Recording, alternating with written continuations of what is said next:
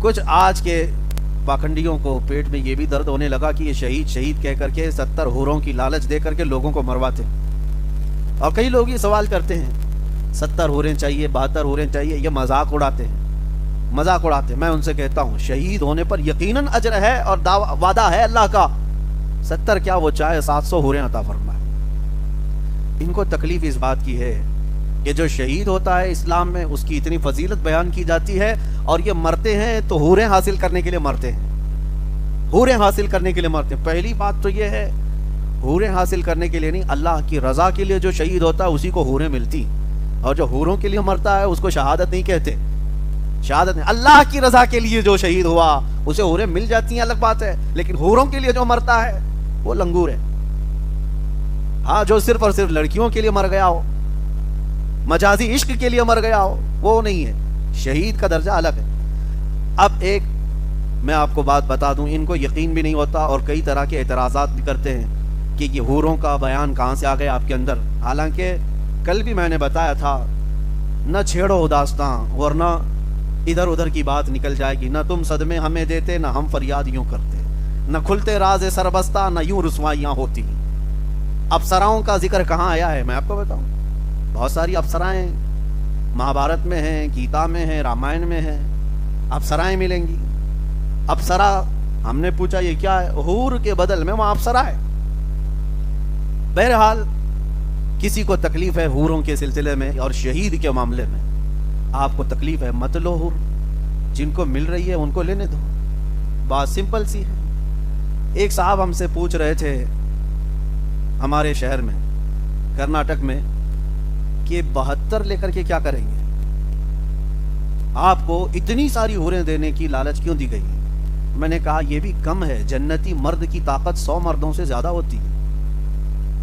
جنتی مرد کی طاقت کو اپنی طاقت پر قیاس مت کرو، اللہ کریم جسے جنت عطا کرتا ہے اس کی طاقت دنیا کے انسانوں سے بڑھ کر ہوتی ہے، اور اگر اللہ کریم اپنے رحمت سے اسے حوریں عطا فرماتا ہے تو یہ اس کا فضل ہے، اس کا انعام ہے، اور یہ شہیدوں کے لیے وعدہ ہے، شہیدوں کے لیے وعدہ ہے۔ میرے عزیزو اس طرح کی بہت ساری باتیں آج پھیلائی جا رہی ہیں اور اس کا مذاق اڑایا جا رہا ہے، شہادت کا مذاق اڑایا جاتا ہے، جنت میں جانے کے بعد حوریں ملنے کا مذاق اڑایا جاتا ہے، جبکہ یہ ہمارے دین کے حصوں میں سے ہے۔ یہی بات اگر کوئی دوسرے دھرم کے متعلق کہے تو وہ آتنکوادی ہے، وہ بھڑکاؤ ہے، ہاں وہ پرووک کرتا ہے۔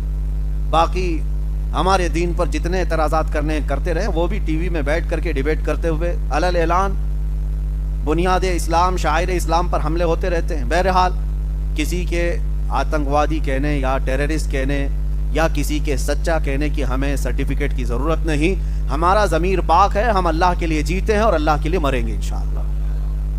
قرآن پاک کی ایک آیت اور میں آپ کو بتاؤں، ان الصفا والمروۃ من شعائر اللہ، اللہ فرماتا ہے بے شک صفا اور مروہ اللہ کی نشانیوں میں سے، دو پہاڑیاں ہیں یہ مکہ میں، اور اللہ فرما رہا ہے یہ اللہ کی نشانیاں ہیں۔ وجہ کیا ہے؟ پہاڑی نشانی کیوں بن گئی؟ اچھا نشانی ہے تو کیا ہوا؟ نشانی کیا ہے؟ قرآن میں دوسری جگہ اللہ فرماتا ہے وَمَن يُعَظِّمْ شَعَائِرَ اللَّهِ فَإِنَّهَا مِن تَقْوَى الْقُلُوبِ، جو اللہ کی نشانیوں کی تعظیم کرتا ہے اللہ اسے دل کا تقوی عطا کرتا ہے، اور بڑا اجر ہے اس کے لیے جو نشانیوں کی تعظیم کرتا ہے۔ نشانیاں توجہ چاہتا ہوں میں، پہاڑی ہے پتھر کی ہیں، نشانی بن گئی، کیوں؟ اس لیے کہ اللہ کے نبی کی ماں سیدہ ہاجرہ یہ دو پہاڑیوں کے بیچ میں دوڑ لگائی تھی، کس کے لیے؟ اپنے بیٹے اسماعیل علیہ السلام کی پیاس بجھانے کے لیے۔ واقعہ معلوم ہے، ان کے بیٹے اسماعیل علیہ السلام 6 ماہ کے تھے، چھوٹے تھے، خانہ کعبہ کے قریب صحن میں ان کو لٹایا، اور پیاس کی شدت تھی تو پانی تلاش کرنے کے لیے ماں ہاجرہ کبھی صفا پہاڑی پر جاتی اور کبھی وہاں سے دوڑتی ہوئی مروہ پہ جاتی، تقریباً دونوں کے بیچ میں ½ کلومیٹر کا فاصلہ ہوگا، اور پھر وہاں اوپر چڑھ کر کے دیکھتی کہیں پانی دکھ رہا ہے، پھر وہاں نہیں دکھتا تو ادھر آتی، ادھر نہیں دکھتا تو ادھر جاتی، 7 چکر انہوں نے لگائے، صفا مروہ کے 7 چکر لگائے۔ جب وہ مروہ پر پہنچی 7ویں مرتبہ تھک گئی تھی، وہاں سے اپنے بیٹے کو دیکھنے لگی تو ان کی ایڑیوں کے نیچے سے پانی نکل رہا تھا، جس کو زمزم کہا گیا، آج پوری دنیا پیتی، وہ بھی حضرت ہاجرہ کی زبان سے نکلے ہوئے الفاظ تھے۔ وہ دوڑتی ہوئی آئی اور پانی کو بند باندھ کر کے روک دیا، مٹی گارے اور تھوڑا سے پتھر لگا کر، ان کی زبان عبرانی تھی، ہیبرو زبان، اس میں زمزم کا مطلب ہے ٹھہر جا ٹھہر جا۔ پانی اتنی تیزی سے بہ رہا تھا کہ پورا فلو اس کا پورے مکہ میں بہ جاتا، بلکہ میرے آقا فرماتے ہیں اگر ہاجرہ سیدہ ہاجرہ نہ کہتی زمزم، تو یہ پانی پوری دنیا میں پھیل جاتا، اور آج بھی پھیلا ہوا ہے، کروڑوں لیٹر پانی وہاں سے نکلتا ہے، اور ہر حاجی پیتا بھی ہے، لے کر کے جاتا بھی ہے، لیکن اس کنویں میں آج تک کمی کبھی نہیں ہوئی۔ کنواں ہی ہے، سمندر نہیں، کنواں ہے، اور اس میں لیبارٹری میں آج چیک کروا کر کے نتیجے بھی حاصل کیے گئے ہیں کہ فلی غذا جو مرد کے لیے، ایک انسان کے لیے چاہیے، وہ سارے وٹامن صرف پانی زمزم میں موجود ہے۔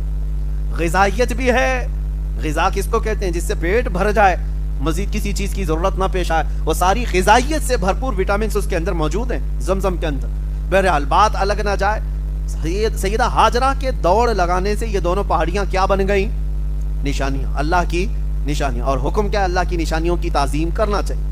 اب سوچو میرے عزیزو، اللہ کے نبی نہیں دوڑ لگائے، اللہ کے نبی کی ماں، عورت تو نبی نہیں ہے، عورت نبی نہیں ولی ہو سکتی ہے، وہ ایک نبی کی بیوی تھی اور ایک نبی کی ماں تھی، اتنی بات تو ہے۔ سیدہ ہاجرہ حضرت ابراہیم علیہ السلام کی بیوی ہے، حضرت اسماعیل علیہ السلام کی ماں ہے، لیکن وہ نبی ہیں کیا؟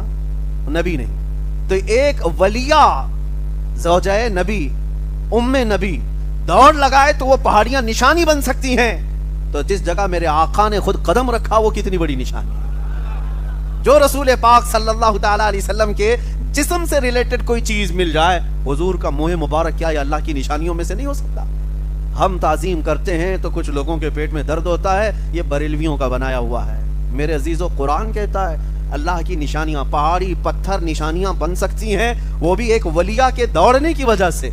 اور یہ بات بھی میں آپ کو بتا دوں، اللہ نے نشانی بنا کر رکھ دیا، قیامت تک آنے والے حاجی اب دوڑتے رہیں گے۔ میاں آپ کیوں دوڑ رہے ہیں؟ ابھی آپ عمرہ بھی کریں گے تب بھی دوڑیں گے، حج کریں گے تب بھی دوڑیں گے، صحیح میں دوڑنا ہی۔ وہ نبی کی ماں سیدہ ہاجرہ، وہ تو پانی کے لیے دوڑ رہی تھی، تم تو پانی پی پی کے دوڑتے ہو، زمزم قریب میں رکھا رہتا ہے، ہر دوڑ پہ گلاس اٹھاؤ اور پیو اور پھر دوڑو۔ اب دوڑنے کی حکمت تو سمجھ میں نہیں آتی، کیوں؟ اب تمہیں حکمت سمجھنے کی ضرورت بھی نہیں، اس لیے کہ اب تم پانی کے لیے نہیں دوڑ رہے ہو۔ یہی تمہیں میں بتانا چاہتا ہوں، اب جو بھی حاجی یا معتمر دوڑ رہا ہے وہ پانی کے لیے نہیں، بلکہ اللہ کی ایک ولیہ کی سنت ادا کرنے کی ہے۔ ہمارے بزرگوں کے طریقوں کو زندہ رکھنا، یہی ہمارا دین ہے، کہ ہمارا دین ہے۔